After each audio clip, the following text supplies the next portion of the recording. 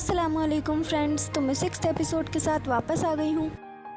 तो like and subscribe to my channel. अगर कहानी अच्छी लगे तो कमेंट में भी बताना एंड शेयर भी करना। तो आप 6th एपिसोड पढ़ने के लिए तैयार हैं? तो चलिए शुरू करते हैं।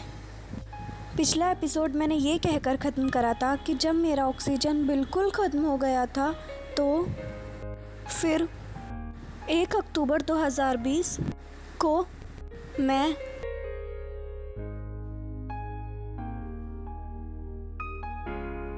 वेंटिलेटर पर आ गई। मेरी मुश्किलें बड़ी हैं, ये मत कहो खुदा से। मेरी मुश्किलें बड़ी हैं, ये मुश्किलों से कह दो मेरा खुदा बड़ा है। आती है आंधियाँ तो कर उनका खैर मकदम। आती है आंधियाँ तो कर उनका खैर मकदम। तूफान से ही तो लड़ने खुदा ने तुझे गढ़ा है। ये मत कहो खुदा से मेरी मुश्किलें बड़ी हैं, ये मुश्किलों से कह दो मेरा खुदा बड़ा है। तप के सोनम है और भी निखरता, अग्नि में तप के सोना है और भी निखरता। दुर्गम को पार करके हिमालय कोई चढ़ाए। लाएगी रंग मेहनत आखिर तुम्हारी एक दिन। लाएगी रंग मेहनत आखिर तुम्हारी एक दिन। होगा विशाल तरवर वो बीज जो पड़ा है। ये मत कहो खुदा से मेरी मुश्किलें बड़ी हैं, ये मुश्किल। फिर 1 अक्टूबर 2020 को मैं वेंटिलेटर पर आ गई, जो कि एक इंसान के लिए आखिरी मोमेंट होता है। सुना था कि किस्मत वाले ही इससे बचकर आते हैं। वेंटिलेटर नाम सुनते ही सबको धक्का सा लग गया।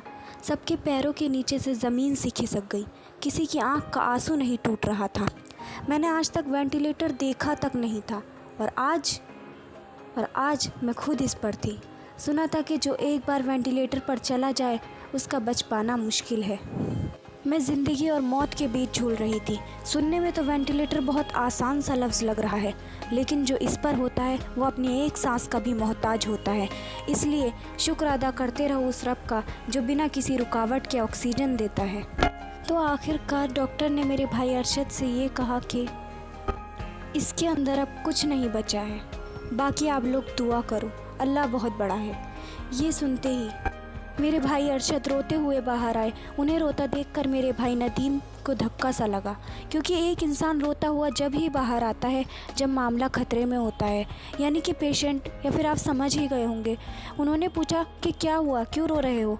अरशद भाई ने कहा कि इफ़रा के अंदर अब कुछ नहीं बचा है, पापा को घर भेज दो, वो बर्दाश्त नहीं कर पाएंगे। ये सुनते ही नदीम भाई की हिचकियाँ बन गईं और वो रोते रोते पापा के पास गए और पापा से कहा कि तुम घर चले जाओ। उन्हें रोता देख पापा भी डर गए। फिर उन्होंने जब मेरे बारे में सुना तो वो भी सर पकड़कर बैठ गए और सब टेंशन में आ गए। मेरे बारे में सुनकर मेरे दोनों भाई वसीम भाई और आमिर भाई की हिचकियाँ बंद गईं। सब एक दूसरे को चुप करा रहे थे, एक दूसरे को तसल्ली देने की वजह से छिप छिप कर रो रहे थे। कोई लिफ्ट में रो रहा था, कोई कहीं रो रहा था। जो लोग घर पर थे वो घर पर मेरे लिए रो रहे थे। मेरी अम्मी मेरे लिए रो रो कर दुआएं कर रही थी। देखो अभी मैं आपको एक वीडियो में दिखाती हूँ। कभी मायूस मत होना, उम्मीदों के समंदर में तला तुम आते रहते हैं। सफीने डूबते भी हैं, सफर लेकिन नहीं रुकता। मुसाफिर टूट जाते हैं मगर मल्ला नहीं थकता। सफर तय हो के रहता है। कभी मायूस मत होना, अंधेरा कितना गहरा। सब बहुत ज़्यादा रो रहे थे। मेरी हालत थी कि बिगड़ती ही जा रही थी। मेरा पेट फूलता जा रहा था। मुझे कोरोना भी था। मेरे फेफड़ों में भी बुरी तरह से इन्फेक्शन फैला हुआ था। मुझे निमोनिया हो गया था। मेरा रेड ब्लड और वाइट ब्लड भी बहुत कम हो गया था। मेरी प्लेटलेट्स भी ख़त्म थी।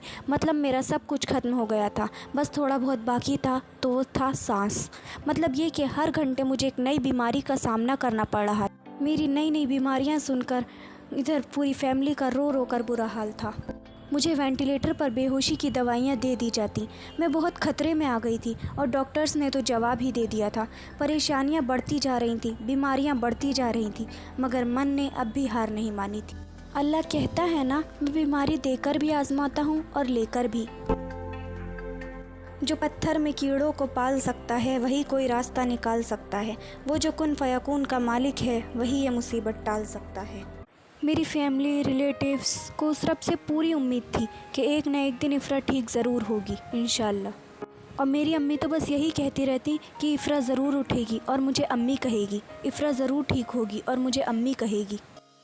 मेरे छोटे छोटे भतीजे भतीजी, भांजे भांजी, जिन्हें अपना भी होश नहीं था, वो भी अपनी तोतली आवाज़ में मेरे लिए अल्लाह से दुआ करते। मतलब ऐसा कौन था जिसने मेरे लिए दुआ ना की हो। मेरे जीजा जो कतर में रहते हैं वो वहीं पर मेरे लिए रो रो कर दुआएं कर रहे थे। वो यहाँ पर नहीं आ सकते थे। और यहाँ पर मेरे दोनों जीजा और मेरे हॉस्टल की लड़कियाँ, हॉस्टल की टीचर्स, मस्जिदों में, यहाँ तक कि मैंने जिन्हें देखा तक नहीं था, ये सब मेरे लिए रो रो कर अल्लाह से दुआएं कर रहे थे।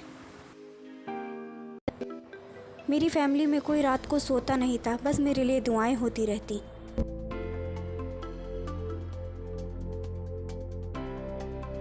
हमारा शोरूम जो कभी बंद नहीं रहा, इस दौरान वो भी बंद रहा, जिसकी वजह से हमारे रोड 25 फुटे की रौनक सी उड़ गई थी। घर में एक अजीब सा माहौल था, न किसी का खाने का मन, न किसी का पीने का मन। घर में खाना तक नहीं बनता था क्योंकि किसी का मन ही नहीं करता था। मेरे चारों भाई और अम्मी और बहुत से लोग हॉस्पिटल के बाहर इस डर के साथ खड़े रहते कि कहीं कोई गलत खबर ना आ जाए, क्योंकि डॉक्टर तो जवाब दे ही चुके थे। बस यही था कि अब तो ये अपनी सांसें पूरी कर रही है, लेकिन हस्बुनल्लाह व निअमल वकील। मैं पूरी तरह से तारों में बिंध चुकी थी। मेरे पूरे बदन में तार ही तार थे। मेरे हाथ भी बांध दिए गए थे और मुझे बेहोश करे रखते थे कि कहीं मैं होश में आते ही अपनी नलकी ना खींच लूँ। जो लोग घर पर होते मेरे भाई उनको मुझे वीडियो कॉल पर दिखाते, लेकिन मैं तो वेंटिलेटर पर थी, मुझे तो कुछ होश ही नहीं था। और हाँ, मुझे टीबी भी हो चुकी थी। डॉक्टर्स ने 3 अक्टूबर 2020 को मेरी नाक में नलकी डालकर मेरी टीबी की दवाई शुरू करी।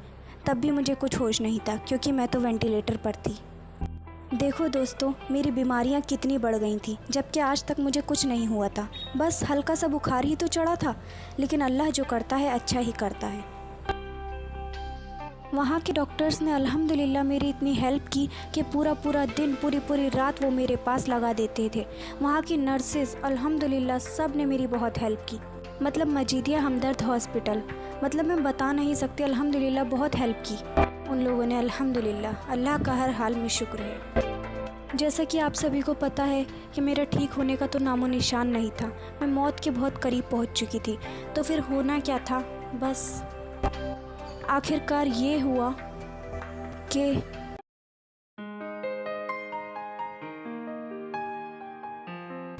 आगे की कहानी अगले एपिसोड में आएगी। इंतज़ार कराने के लिए माफ़ी चाहती हूँ। अगर यहाँ तक कहानी अच्छी लगी हो तो लाइक एंड सब्सक्राइब ज़रूर करें और शेयर भी करें। तो जल्द मिलते हैं 7th एपिसोड में। Thank you.